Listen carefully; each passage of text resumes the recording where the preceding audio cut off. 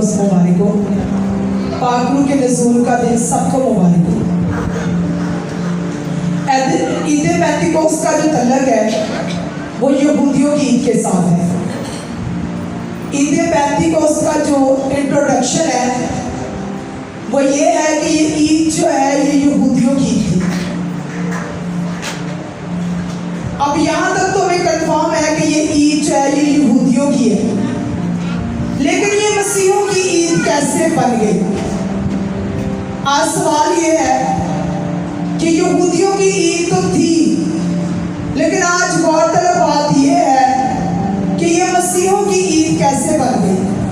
तो आज हम खुदा के कलाम में से सीखेंगे कि यहूदियों का इस ईद के साथ क्या तल्लक था और आज मसीहों का क्या तल्लक है। मसीह जो है वो इस ईद को क्यों मनाते हैं। तो आज हम खुदा के कलाम में से इस राज को देखेंगे। निकाले मेरे साथ खुदा के कलाम में से अहबार की किताब, पुराने अहदनामा में से अहबार की किताब, उसका 9 बाब, उसकी 11 आयत। अहबार की किताब 23 बाब 9 से 11 याद तक, और इसी के साथ 15 से 16 आयत। पहले 9 से 11 याद और उसके साथ ही यही 23 बाब की 15 और 16 आयत। बड़ी तवज्जो के साथ खुदा का कलाम सुनिए। और खुदा ने मूसा से कहा, बनी इस्राएल से कह कि जब तुम उस मुल्क में जो मैं तुमको देता हूँ दाखिल हो जाओ और उसकी फसल काटो, तो तुम अपनी फसल के पहले फलों का एक कूला कान के पास लाना और उसे खुदा के हुजूर गिराए ताकि वो तुम्हारी तरफ से कबूल हो। कान उसे सब्बत के दूसरे दिन सुबह पे गिराए, और जिस दिन तुम कूले को हलवाओ उसी दिन एक नर बेऐब यकसर वाला सब्ज़ी कुर्बानी के तौर पर खुदा के हुजूर नजराना। उस 9 से 11 याद, आगे 15 से 16। और तुम सब्बत के दूसरे दिन से जिस दिन हलाने की कुर्बानी के लिए पूरा ला के गिरना शुरू करना जब तक 7 सब्बत पूरे ना हो जाएं, और 7वें सब्बत के दूसरे दिन तक 50 दिन गिन लेना। जब तुम खुदा के लिए नजर की नई कुर्बानी गुजराना, तुम अपने घरों में से ऐफा के 2.5 हिस्सा के वजन के मैदा के 2 गिरते हिलाने की कुर्बानी के लिए ले आना। वो खमीर के साथ पकाए जाएं ताकि खुदा के लिए पहले फल ठहरें। और आगे पढ़े और सुन जाने पर खुदा की बरकत हो। कितनों को समझ आई इस बात? ये यहूदियों की ईद थी, और ख़ास ये फसल का जब वक्त होता था उठाने का, तो ये ईद उस वक्त मनाई जाती थी। कैसे मनाई जाती थी कि जैसे ही फसल उठाई जाती थी, पहला कूला जो होता था वो काहिन के पास लाया जाता था। फसल का पहला कूला जो है वो जैसे ही काहिन के पास आता था तो काहिन जो है उस कूले को हिलाता था। इसको नजर की कुर्बानी भी कहते हैं और हिलाने की कुर्बानी भी कहते हैं। और ये खास जो है ये यहूदियों में आज भी ये ईद मनाई जाती है, और इसको कुर्बानी की ईद भी कहा जाता है, नजर की ईद भी कहा जाता है, और कूले हिलाने की ईद भी कहा जाता है। और ये यहूदियों की ईद थी। अब मैं इसको आज जब तैयार कर रही थी तो मैं ईद पैंतीकोस को गिनती का नाम दे रही थी कि इसमें सिर्फ मैथ नजर आ रहा है। जो लोग पढ़े लिखे, जो बच्चे पढ़ रहे हैं, उनको ये बात समझ आएगी कि यहाँ पर सिर्फ और सिर्फ मैथ नजर आ रहे हैं। कैसे? क्योंकि कहा जा रहा है कि 7 सब्बत, 7 को अगर 7 के साथ मल्टीप्लाई करें तो 49 आता है, 49। वो कहता है कि उसके अगले दिन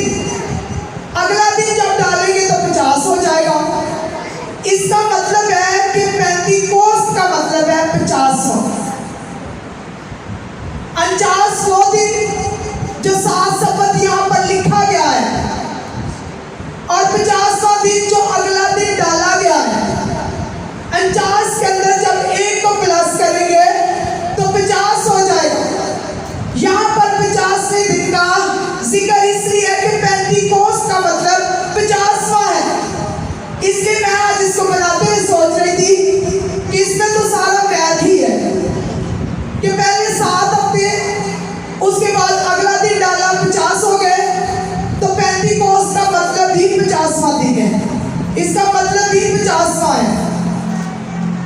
अब यहाँ पर जो है आज भी यहूदी जो है वो इस ईद को मनाते हैं और इसको कूला हिलाने की ईद कहा जाता है। और ये कूला जो है ये काहे हिलाता था? जैसे ही फसल उठाते थे पहला कूला वो काइन के पास लाते थे और काइन इसको हिलाता था। ये तो इंट्रोडक्शन था यहूदियों का। अब यहाँ पर बात हो रही है कि मसीहों की ईद पेंटिकोस्ट कौन सी ईद है? वो कौन सा 50वां दिन है? ये तो चलो अपने फसल के लिहाज से अपनी ईद मनाते थे, लेकिन आज मसीहों की ईद का इंट्रोडक्शन क्या है? वहां पर वो कूला हिलाया जाता था। काहे जब वो कूले को हिलाते थे और उस पर नजर की कुर्बानी की, हिलाने की और 50वें दिन की पेंटिकोस्ट कहा जाता था। लेकिन मसीह जो है आज जब ईद पेंटिकोस्ट कराते हैं तो अपने हाथों को आसमान की तरफ लहराते हैं। मसीह जो है वो खुदा के आगे दुआ करते हैं। किस बात के लिए? पाकरू के रसूल के लिए। उस वक्त कूला लाया जाता था, आज के दौर में हाथ हिलाए जाते हैं। अब आप सोचेंगे कि यहाँ पर तो कोई हाथ नहीं हिलाएगा। हाथों के हिलाने का मकसद ये है कि जिनको वाकई पाकरू की भूख और प्यास है वो लोग आज के दिन ही नहीं बल्कि जब से यीशु मसीह उठाए गए हैं लोग इस बात को जानते हैं ईमानदार कि अब आने वाले दिन कौन सा दिन है, वो कौन सी ईद है जिसको हम मनाने वाले हैं। और बहुत सारे लोग उसी वक्त से दुआ में ठहरे हुए हैं, रूह के फलों के लिए, रूह की नेमतों के लिए, पाकरू को लेने के लिए। लेकिन कुछ ऐसे बेपहरे लोग हैं जिनको ये भी नहीं पता कि ये ईद है किस बात के लिए। ईद पेंटिकोस्ट जो है ये रूटीनली वैसे ही मनाई जा रही थी जैसे लगातार हर साल मनाई जाती थी। यहूदी जो है वो हर साल इस ईद को अपने ऐन वक्त के मुताबिक मनाते थे। लेकिन जब यीशु मसीह की मसलूबियत और उठाए जाने के बाद अगर हम देखें अमाल की किताब उसका 2 बाब पहली आयत निकाले मेरे साथ। अमाल की किताब उसका 2 बाब पहली आयत।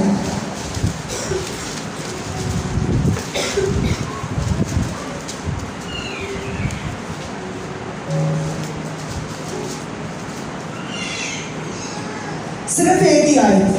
जब ईद पेंटिकोस्ट का दिन आया तो सब एक जगह जमा थे। जब ईद पेंटिकोस्ट का दिन आया तो वो सब एक जगह पर जमा थे। अब ये बड़ी तवज्जो तलब बात है कि वहां पर कोई खास किसी दिन के लिए वो जमा नहीं थे। कौम इस्राइल लगातार यहूदी जो है वो अपनी रूटीन के मुताबिक ईद पेंटिकोस्ट मना रहे थे। और यहाँ पर भी उसी ईद पेंटिकोस्ट का जिक्र है कि वो दिन जब आया, कूले हिलाने वाला दिन आया, तो ये लोग, ये कौन थे? वो शागिर्द थे, ईमानदार थे, जो एक कमरे में बंद एक बालाखाना के अंदर दुआ कर रहे थे। तब मसीहों की पेंटिकोस्ट का कोई जिक्र नहीं है। ये वही ईद पेंटिकोस्ट है जो यहूदियों की चलती आ रही है हर साल अपनी रूटीन के मुताबिक। तो ये जो लोग थे ईमानदार, जब ये बालाखाना के अंदर दुआ कर रहे थे तो असल में ये एक खौफ के अंदर थे, एक डर के अंदर थे। वो डर क्या था? क्योंकि कुछ दिन पहले वो जानते थे कि यीशु के साथ क्या क्या किया गया है।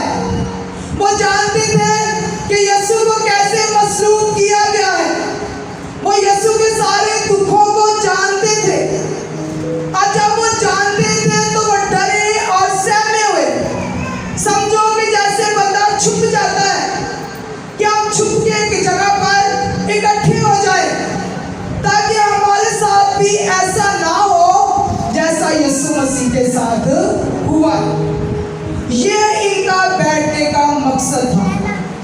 बाला खाना के अंदर छुपने, खौफ के अंदर, दहशत के अंदर ये लोग इस वजह से बैठे हुए थे कि ये यीशु की बात को याद करते थे कि हो सकता है यीशु के साथ ऐसा किया गया है तो हम उसके शागिर्द हैं, तो हमारे साथ उससे भी बुरा ना किया जाए। इसलिए ये उस दिन पर बैठे अपने बाला खाना में दुआ कर रहे थे, और जब दुआ कर रहे थे तो आगे सब जानते हैं कि पाकरू का नज़ूल कैसे कैसे हुआ।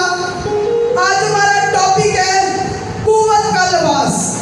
ये एक इंट्रोडक्शन था जो मैंने आपको करवाया कि ईद पेंतिकोस्त क्या है, कहाँ से इसका जिक्र चला है, आज ये मसीहों में क्यों मनाई जाती है।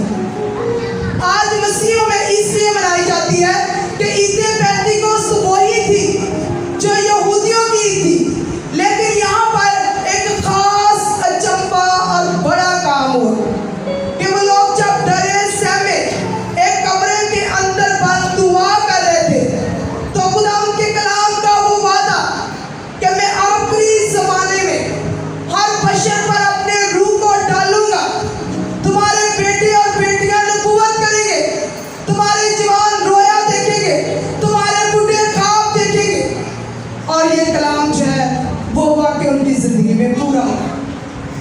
और यहाँ पर मसीहों की ईद जो है वो पाकरू के नज़ूल के साथ जुड़ गई कि वो ईद जो थी वो पूले की थी, और ये ईद जो है ये पाकरू के नाज़िल होने की ईद है। इस दिन पाकरू जो है वो नाज़िल हुआ था, और पाकरू वो है जब यीशु चला गया तो ये नहीं कि पावर खत्म हो गई, बल्कि उसने कहा कि मैं तुम्हें यतीम ना छोड़ूंगा, मैं चाहता हूँ और तुम्हें दूसरा मददगार दिए चाहता हूँ, और वो दूसरा मददगार यही पाकरू था जिसके लिए आज भी लोग इतने सीरियस नहीं होते, लेकिन पाकरू जो है उसके बगैर भी हम कुछ भी नहीं है।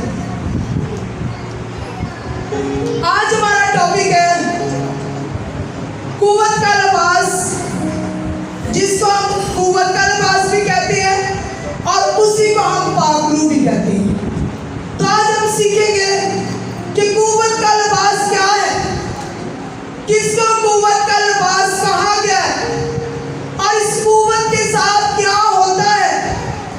आज हम नबियों की जिंदगी के वसीला से इस पाकरू के लिबास को, इस कुव्वत के लिबास को हम सीखेंगे और अपनी जिंदगियों पर गौर करेंगे कि आया मेरी जिंदगी के अंदर ये लिबास की कमी तो नहीं है। क्या मैं आज तक अगर हम नंगे घूमेंगे तो क्या हमें शर्मिंदगी ना होगी, शर्मिंदगी हमारे साथ होगी। आज अपने इस रूहानी जिंदगी पर गौर करना है कि क्या मैं पाकरू के बगैर तो नहीं हूँ, इस लिबास के बगैर तो नहीं घूम रहा।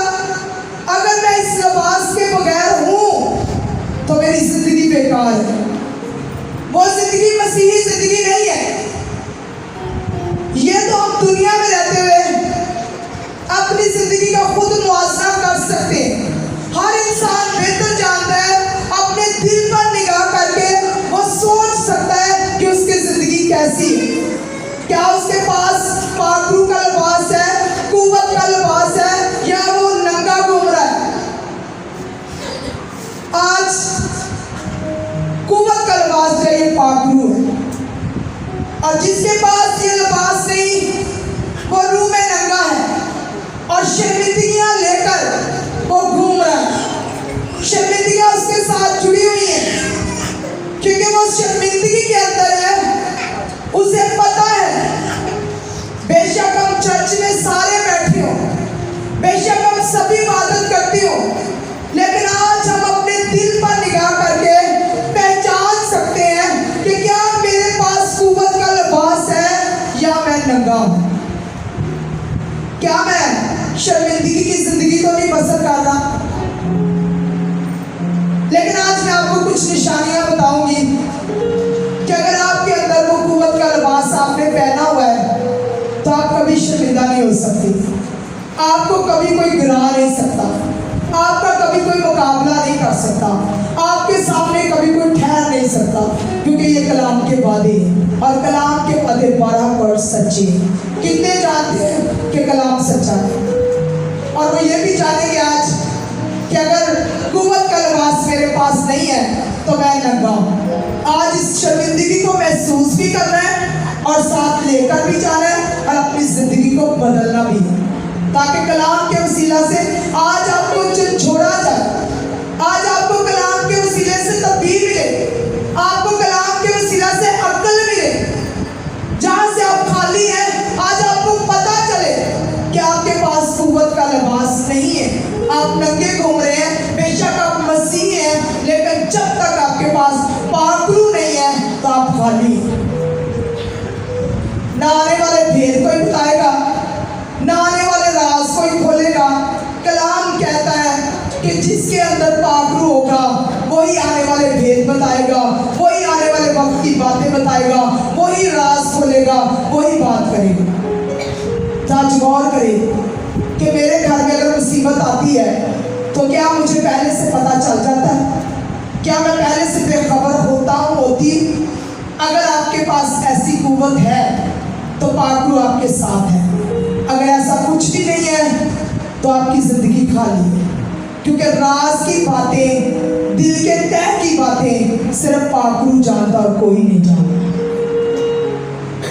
इसी तरह खुदा के कलाम में लिखा है, निकाले मेरे साथ अमाल पहला बाब उसकी 8 आयत।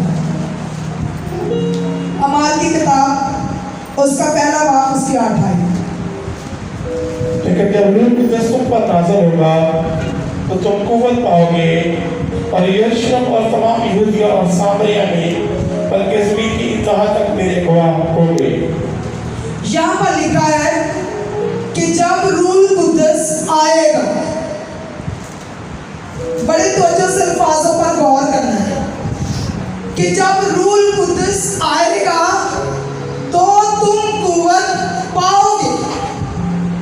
किसी ने सुना कि रूह कुद्दस के बगैर कहा गया है कि आप कुव्वत पाओगे? लिखा है कि जब रूह कुद्दस आएगा, इसका मतलब है कि पाखरू आएगा तो उसके बाद क्या होगा कि तुम कुव्वत पाओगे, तुम में एनर्जी आएगी। अब वो कौन सी कुव्वत है? अगर आज मसीह लड़ाई झगड़े के अंदर है तो क्या पाखरू उनके साथ है? अगर मसीह लोग नाउमीदी के अंदर है, अगर वो मायूसियों के अंदर है, अगर नाउमीदियों के अंदर जिंदगी गुजार रहे हैं, तो क्या पाखरू उनके साथ है? नहीं। वो कहता है कि जिसके अंदर पाखरू होगा वही कुव्वत पाएगा, उसी के अंदर दिलेरी आएगी, उसी के अंदर मजबूती आएगी, उसी के अंदर एनर्जी आएगी और वही बंदा पावर में आएगा। क्लियर है बात? कोई शक शुबे वाली बात नहीं है कि मैं कहूँ कि मेरे ज्यादा हदिया देने से पाखरू आ जाएगा, मैं कहूँ कि मेरी किसी और खूबी की वजह से पाखरू आ जाएगा। जिसके अंदर पाखरू होगा वो खुदा की खूबियों को जाहिर करेगा, वो अपनी खूबियों को नहीं, वो खुदा की खूबियों को जाहिर करेगा। आज किसी जिंदगी ने शुक्रगुजारी दी और वो जिंदगी अपने घर में भी ये चावल पका सकते थे, खिला सकते थे। मुझे एक बात बड़ी अच्छी लगी कि जब हम शुक्रगुजारी देते हैं तो हम सारे रिश्तेदारों को इनवाइट करते हैं। हालांकि होती क्या है शुक्रगुजारी, लेकिन दावत कितनी दी जा रही है? रिश्तेदारों की, अपनों की। खुद ही पकाते हैं, खुद ही खा जाते हैं। लेकिन शुक्रगुजारी वो है कि जहां आपको कोई भी ना जाने और आप जाने बगैर किसी को खिलाएं। शुक्रगुजारी वो। लेकिन इसके लिए दिलेरी और पहचान कहां से आएगी? वो कहता है कि जिसके अंदर पाखरू होगा वही कुव्वत पाएगा, वही दिलेरी पाएगा, वही उसी को समझ आएगी कि मैं किसके लिए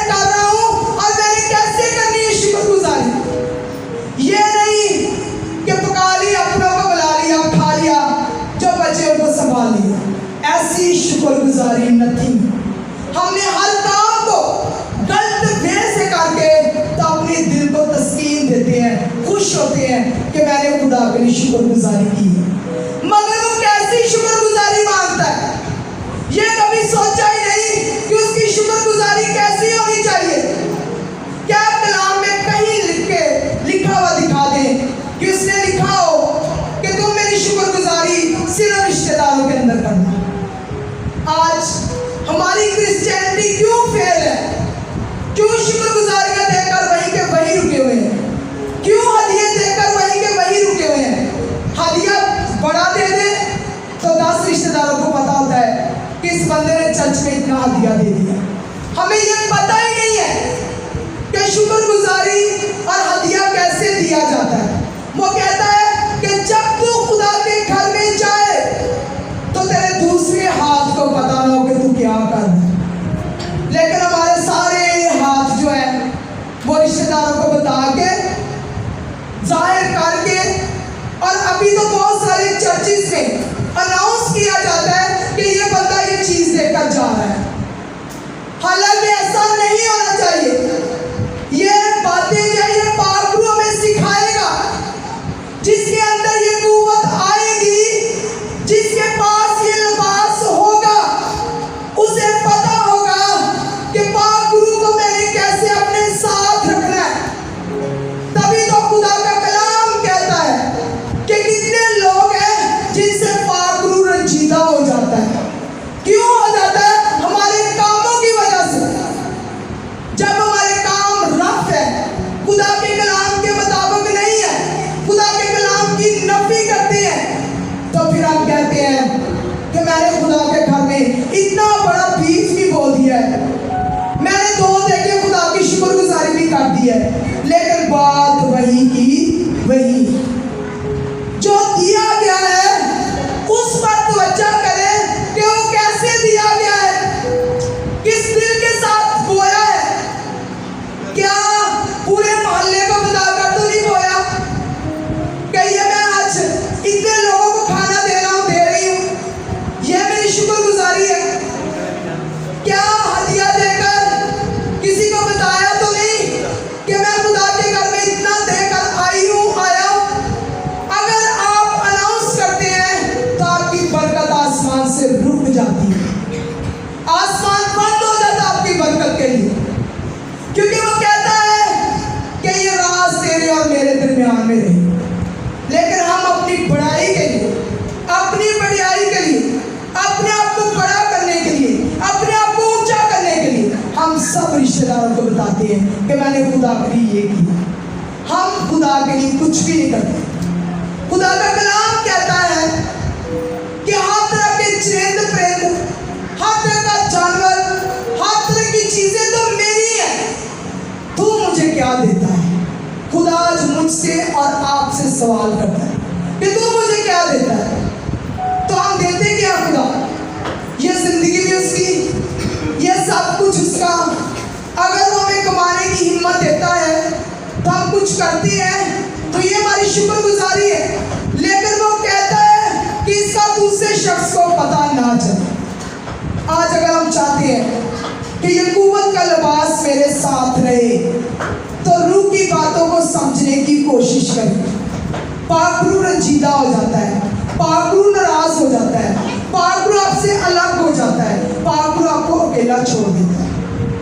पाकरू के आने का पता चलता है, लेकिन जाने का कभी भी पता नहीं चलता, वो कब चला गया। इसलिए आज गौर करें अपनी जिंदगियों पर कि कैसी शुक्रगुजारियां करते हैं। क्या कुव्वत का लिबास अगर आपके पास होता तो आपको अक्ल होती, आपके अंदर ताकत होती, आपके अंदर पावर होती, आपको समझने का अक्ल मिलती कि मैं क्या कर रही हूँ, क्या कर रहा हूँ। अगर हम गौर करें तो कलाम में बेशुमार नबियों की जिंदगियों में पाकरू के बड़े बड़े काम मिलते हैं। सबसे पहले तो अगर हम यीशु मसीह की दुनिया में विलादत देखें तो वहां पर क्या लिखा है कि वो रूह कुद्दस की कुदरत से, किसी इंसान के कहने से नहीं, किसी और ताकत से नहीं, बल्कि किसकी ताकत से? रूह कुद्दस की ताकत से, पाकरू की ताकत से वो हामला पाएगी। उसी से यीशु मसीह ने जन्म लिया। यह पाक गुरु की कुदरत से था। ये आप जो शरीयती माँ बाप है, जो एक खुदा की तरफ से निजाम है, यीशु की विलादत वैसी नहीं थी, बल्कि पाक गुरु की कुदरत से थी। अगर हम देखें पैदाइश में, पैदाइश पहला बाब पहली आयत में ये बात लिखी हुई है कि जब जमीन पर कुछ भी नहीं था, जमीन सुनसान, वीरान, टेढ़ी मेढ़ी, बेडौल, कुछ भी इसकी खूबसूरती नहीं थी, तो वहां पर क्या था? वहां पर पाक गुरु था जब जुम्मश कर रहा था। और जब यीशु ने पाक गुरु की हजूरी में क्रिएशन का हुक्म दिया, बनने का हुक्म दिया, तो सारी चीजें तरतीब में आ गई और वही जमीन, वही आसमान खूबसूरत बन गया। अगर हम गौर करें तो आज हम देखेंगे, निकाले मेरे साथ पहला सैमुएल, खुदाम के कलाम में से पहला सैमुएल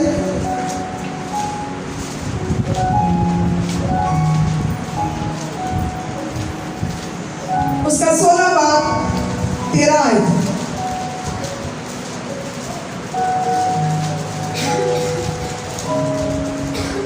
खुदाम के कलाम में से पहला सैमुएल उसका 16 बाब 13 आयत। बड़ी तवज्जो के साथ खुदाम के कलाम को सुने। सैमुएल की पहली किताब उसका 16 बाब 13 आयत। तब सैमुएल ने तेल का सीख लिया और उसे उसके भाइयों के दरमियान मसा किया, और खुदा की रूह उस दिन से आगे बतौर पर जोर से नाज़िल होती रही। फिर सैमुएल उठकर रामा को चला गया। यहाँ पर कितनों को समझ आई कि सैमुएल नबी ने जब दाऊद को मसा किया, ये एक 17 साल का नौजवान था और सब जानते कि टीन एज में, जवानी की उम्र में, जब सैमुएल ने इसको अनॉइंटिंग ऑयल के साथ, उस तेल के साथ अपने तरीके से जो नबियों को ब्लेस किया जाता था, जब उसको ब्लेस किया तो जोर से खुदा का रूह है वो दाऊद पर नाज़िल हुआ, ठहर गया। और जब ठहर गया तो क्या हुआ?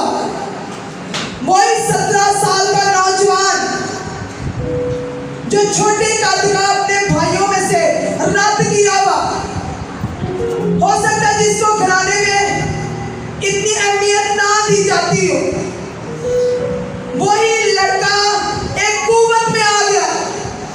क्योंकि जब खुदा का रूह आ जाता है तो कुव्वत का लिबास मिल जाता है, और जब कुव्वत का लिबास मिल गया तो वो लड़का जो है वो रूह से भर गया, और रूह से भर कर वो अपने घर में बैठा नहीं रहा। आज कितनी जिंदगियां हैं जिनके पास खिदमत के तोड़े हैं और वो घर में बैठे हुए, लेकिन यहाँ पर दाऊद घर में नहीं बैठा। उसके दिल के अंदर एक दिलेरी आई और उसने क्या किया?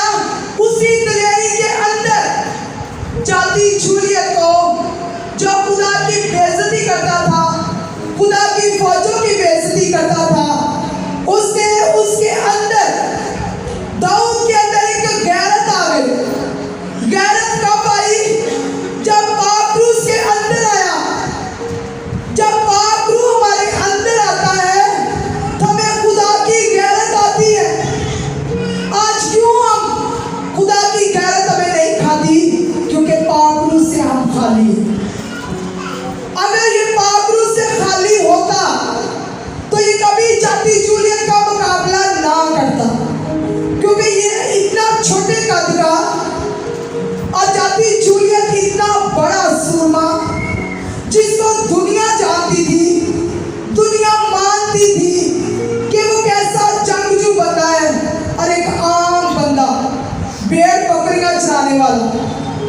लेकिन उसके पास एक तैयारी थी कि जब कभी रीछ और शेर उसके बकरी के बच्चे को, भेड़ को जब उठा के ले जाते थे तो वो उसके बाछों में से उसको निकाल के ले आता था, उसके दांतों को तोड़ देता था। इसी तरह वो अब यहाँ पर खुदा के रूह में आ गया है, कुव्वत उसके ऊपर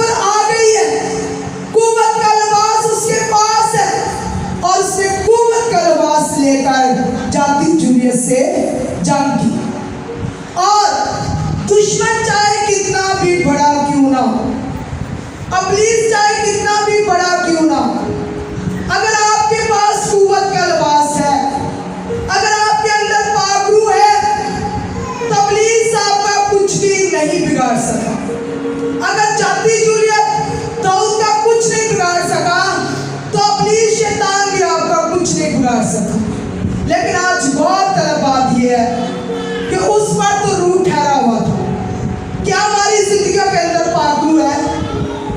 कितनों का तो ये ख्याल है कि ईद सिर्फ मिशन दी है, साड़ी हारी को नहीं। जिन लोगों का ये नफी में जो लोग ये बात कहते हैं, उनके अंदर पाकरू बिल्कुल ही नहीं है। उनको तो अभी बहुत जरूरत है सीखने की। जिन लोगों का ये ख्याल है कि ये सिर्फ हमारा कहता है कि मैं चाहता हूं, अगर आप इस बात को नहीं मानते तो फिर आप खुदा को भी नहीं मानते। जिसने ये वर्ड्स बोले, जिसने ये कलाम किया कि मैं चाहता हूं, उसको भी फिर झूठा ठहराओ कि वो भी झूठा है।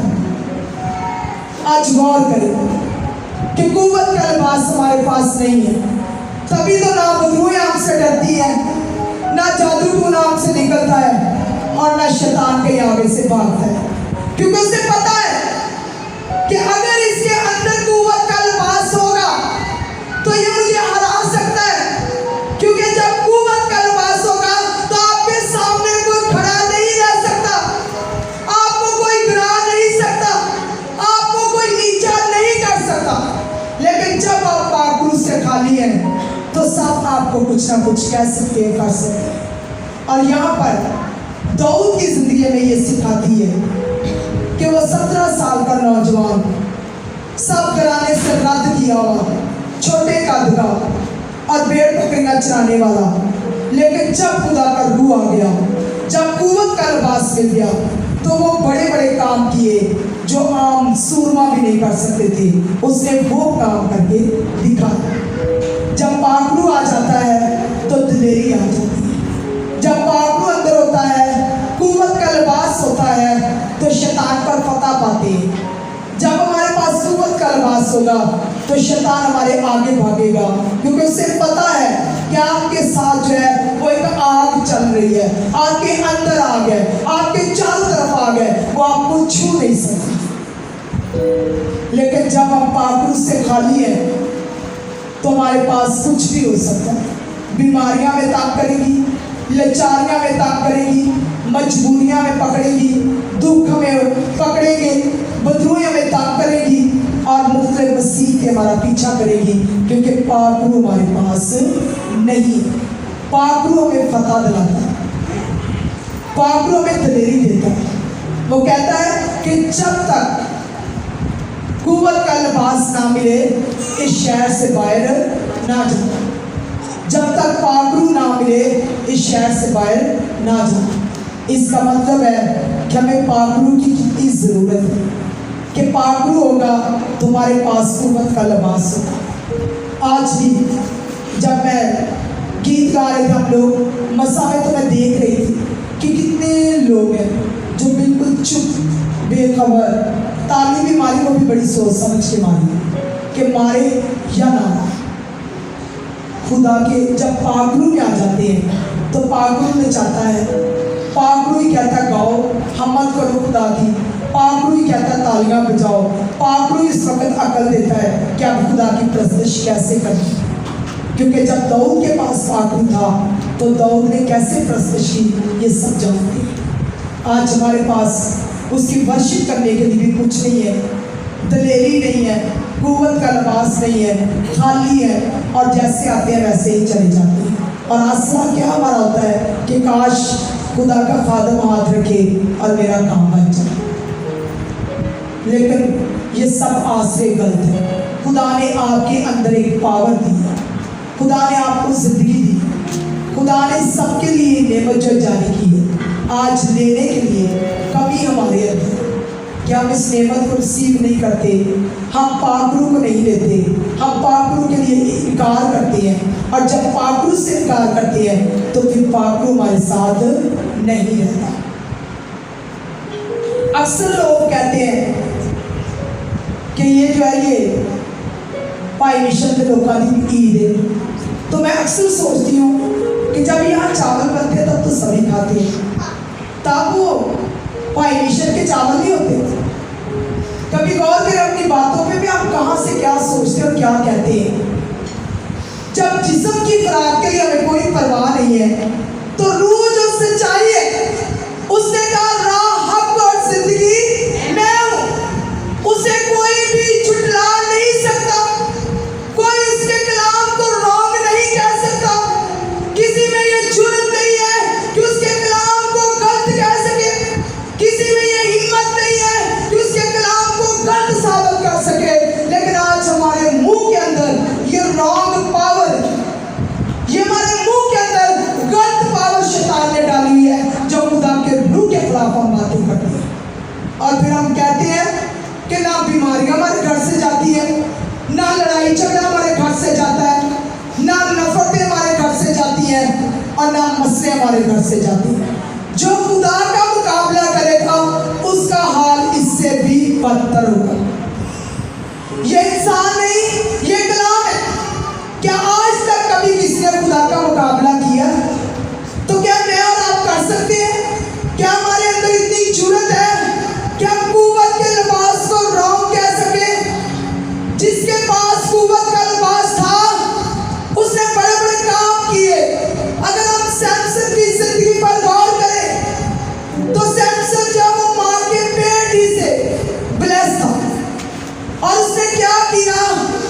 सैमसन के अंदर खुदा का रूह था, कुव्वत का लिबास था, और वो बड़े बड़े फाटकों को हाथों के साथ उखाड़ के फेंक देता था। ना सिर्फ फाटकों कोई, बल्कि गधे की चमड़े की हड्डी के साथ हजारों को कत्ल कर दिया। ऐसी पावर थी इसके अंदर। वो पावर कहां से आई? क्योंकि खुदा का रूह जो है, पाक रूह जो है, कुव्वत का लिबास उसके ऊपर था। जिसके अंदर कुव्वत का लिबास होगा, आज वो बड़े बड़े काम करेगा, बड़े बड़े मौजज़े होंगे उससे। लेकिन जिसके पास कुव्वत का लिबास नहीं, वो मौजज़े करने वाले की भी नफी करेगा, वो खुदा के कलाम की नफी करेगा। इसलिए कि अगर हमारे पास पाक रूह होता, तो पाक रूह हमें सिखाता कि तू गलत बोल रहा है या सही बोल रहा है। जब पाक रूह हमारे पास नहीं, हम रूह में नंगे हैं, तो फिर यही कुछ करेंगे। आज गौर करें कि खुदा का कलाम कहता है कि जब रूह कुद्दस आएगा तो तुम कुव्वत पाओगे। पहले रूह कुद्दस को लेने के लिए तैयार हो जाए। अगर चाहते हो कि आपकी जिंदगी के अंदर पाक रूह आ जाए, कुव्वत का लिबास आ जाए, तो रूह कुद्दस को रिसीव करो। सामरी औरत ने, यीशु ने उससे कहा कि अगर तू मुझे जानती होती तो मुझसे वो पानी मांगती जिसको पीकर तू कभी भी प्यासी ना रहे। भाई आपको कौन सा पानी था जिसको पीकर वो हमेशा के लिए प्यास उसकी बुझ जाती? गौर करें कि वो पानी जो वो पाक रूह है, वो कहता है कि तुझ में से चश्मे जारी हो जाएंगे। तू ये चश्मा ले तो तुझ में से भी चश्मे जारी होंगे। आज हम भूखे हैं, प्यासे हैं, रूह के। तुम्हारे लिए भी खुदा कहता है कि मेरे पास आ जाओ, जीवन की रोटी मैं हूँ, जीवन का जल मैं हूँ। ये पानी मेरे पास है, जो इसको पिएगा वो कभी प्यासा ना रहेगा। इसलिए कुव्वत के लिबास की हमें बहुत जरूरत है। जब तक ये लिबास नहीं होगा, दुश्मन हमारे आगे धारता गिरेगा, हमें फाड़ेगा, नुकसान देगा, दुख देगा, मुसीबतों में रहेगा। लेकिन जैसे ही कुव्वत का लिबास हमारे पास होगा, इब्लीस हमसे दूर भागेगा, क्योंकि इससे पता है कि इसके पास जो हथियार है वो मुझसे भी जबरदस्त है और मैं अब बच नहीं सकता। अगर हम दानियल की जिंदगी पर गौर करें, बेशक वो शेरों की मान पे चला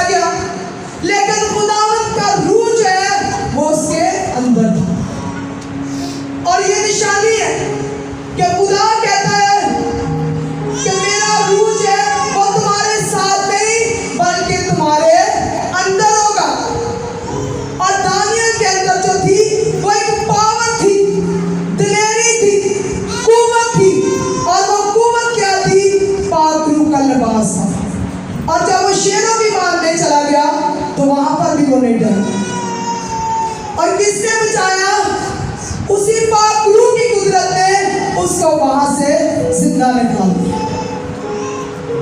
आज सदरक मिस्र अब्दुल की जिंदगी पर गौर करें। उनके पास कुव्वत का लिबास था, वो किसी से नहीं डरे।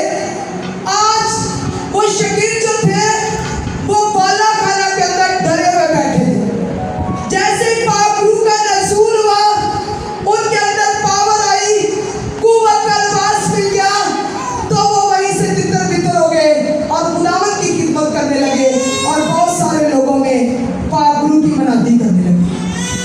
दिलेरी कब आती है? जब पाक रूह का लिबास हमारे पास होता है। जब पाक रूह हमारे साथ नहीं होता तो हमारे अंदर डर होता है, खौफ होता है, नाउमीदी होती है, मायूसी होती है, हम रूह में नंगे होते हैं। आज अगर हम उनकी जिंदगी पर गौर करें, वो चलती भट्टियों में चले गए, लेकिन उसके बाद भी शोले भी उन्हें जलाना, क्योंकि पाक रूह उनके साथ था। अगर आज आप चाहते हैं कि ना शोले आपको जलाए, ना आप शेरों की मार में आपको कोई तंग करे, आप बिल्कुल ठीक ठाक रहें, तो आज किसकी ज़रूरत है? कुव्वत के लिबास की। और कुव्वत का लिबास क्या है? पाक रूह है। आज एक एक जिंदगी को पाक रूह की ज़रूरत है। इसके बगैर हम कुछ भी नहीं। अगर आप चाहते हैं कि हमारी ज़िंदगी में बड़े बड़े मौजज़ात हो, हमारी ज़िंदगी में बड़े बड़े काम हो, तो हमें जिसकी अशद ज़रूरत है वो पाक रूह है। जब हमारे पास ये कुव्वत का लिबास होगा तो कोई भी हमारा दुश्मन हमारे सामने ठहर नहीं सकता, बल्कि वो आपके आगे दौड़े। आज हमें ज़रूरत है कि हम इस मसा से हट जाएं, कुव्वत के लिबास को पहन लें और खुदा का रूह जो है वो हमें चलता फिरता उठता बैठता नजर आए, ताकि आप जहाँ भी जाएं आपकी खूबियाँ बयान करें कि वाकई पाक रूह आपके अंदर है। हमारी खूबियाँ नहीं, किसकी खूबियाँ? यीशु की खूबियाँ। यीशु की खूबियाँ हम में जाहिर है, हमारी नहीं। मैंने पहले बताया कि हमारी खूबी इस बात में होती है, हदिया बढ़ा दिया है। इस साल सबको पता होना चाहिए, अनाउंस होना चाहिए कि मैंने सबसे बड़ा हदिया जो है वो चर्च ने दिया है, क्योंकि मैं बड़ा खाता पीता, मैं बड़ी खाती पीती हूँ और मैंने बहुत बड़ा हदिया बोला। ये हमारी तारीफ है। तो हमने किसकी तारीफ करनी है? खुदा की तारीफ करनी, पाक रूह की करनी है। जिसके अंदर पाक रूह होगा उसको अक्ल होगी कि मैंने कैसे चलना है, खुदा के साथ कैसे चलना है, उसके साथ कैसा रिश्ता रखना है, कैसे मैं उसके साथ चलूँगा तो वो मेरे साथ रहेगा।